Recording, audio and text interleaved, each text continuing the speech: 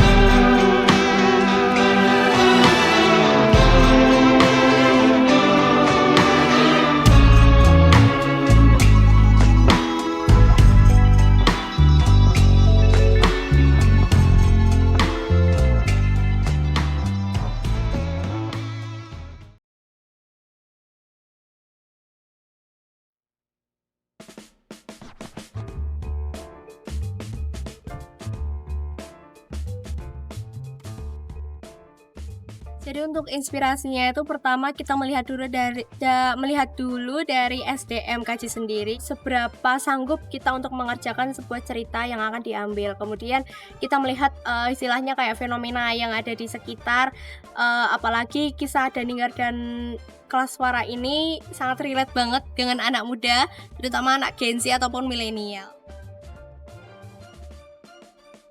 Dari awal itu tuh tektokannya sama yang anak-anak teknis dulu, soalnya kan ini kan tentang sebuah garapan, jadi dirancang dulu tentang garapannya mau gimana, karena nanti non-teknis akan bisa gerak, terutama Mekos, PDD, sama Perkap itu akan bergantung banget dengan keputusan dari teknis, karena garapan tentang apa, 3 divisi itu sangat bergantung pada keputusannya teknis.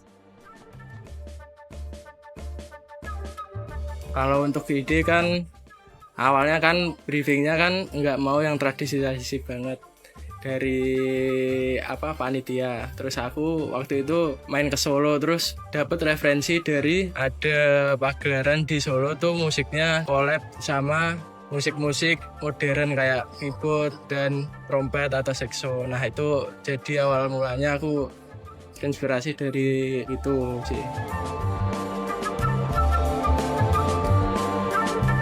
Buat konsep koreografinya sih aku melihat referensi tahun-tahun dulu ya, presisi tahun-tahun dulu, dan juga aku paling explore sedikit karena kan yang aku bawa ini kan kalau misalnya tahun-tahun dulu kan itu banyak yang ke tradisi kan. Nah kalau misal yang garapanku pribadi ini aku lebih ke kreasi sama ke kontem aja sih. Ya masih ada unsur tradisinya karena kan itu pengembangan dari tradisi kan, kontem sama kreasi itu.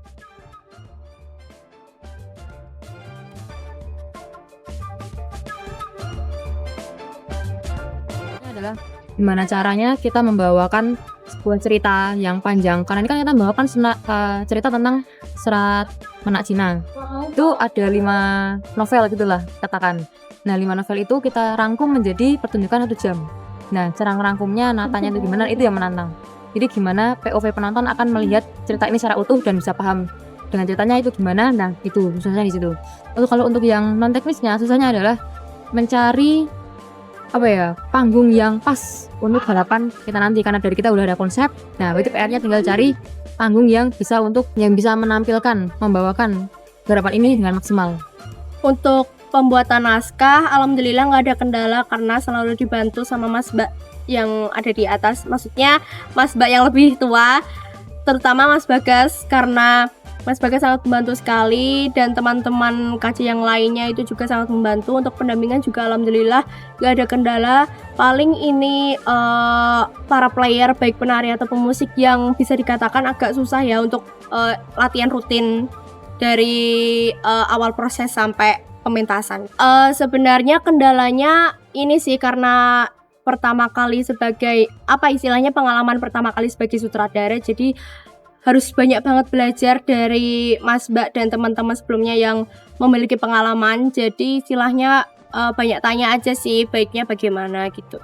Kalau untuk menyelaraskan adegan dengan tari sih lebih ke sering komunikasi ya dengan penata tarinya, sama tektokan buat persinnya tuh mau berapa menit, terus gerakannya tuh mau yang temponya seberapa gitu. Paling gitu sih kalau untuk penyesuaian sama tari. Aku ngasih referensi dulu ke penata musik. Aku pengennya setiap yang scene 1 ini aku pengennya yang kayak gini. Terus yang scene yang ini aku pengennya kayak gini. Nah, nanti penata musiknya mencoba. Kalau misal penata musik itu yang tahun ini kan dia mencoba dulu kan bikin itu. Nah, terus habis itu dia kasih ke aku kalau semisal gimana kalau semisal pakai ini apa sesuai apa enggak sama yang kamu garapin yang scene 1 ini, umpamanya scene 1. Terus aku bilang, kayaknya kurang menggebu-gebu apa gimana. Terus mungkin direvisi kayak gitulah. Aku sering tektokan aja sih sama penata musik itu, aku maunya gimana. Terus mungkin dari penata musiknya juga kayaknya bagusnya kayak gini. Kalau nggak aku koordinasi lagi sama sutradara, bagus nggak kayak gini, kayak gitu.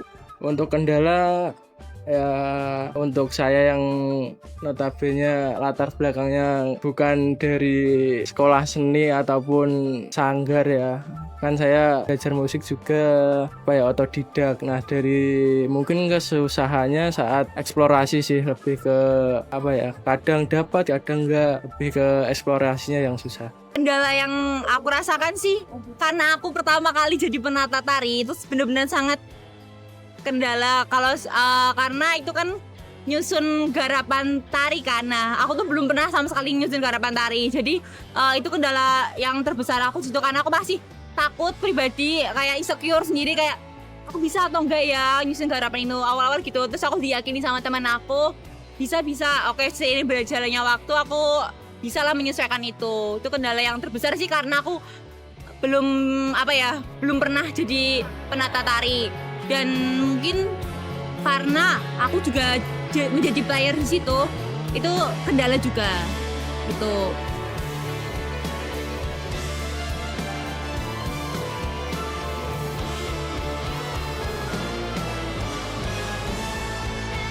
Teman-teman yang sudah menonton Retas Lara, harapannya teman-teman jangan terlalu dalam cinta yang hanya bertepuk sebelah tangan, karena ya bisa saja itu bukan menjadi takdir kalian, karena takdir itu dan jodoh sudah diatur sama Tuhan.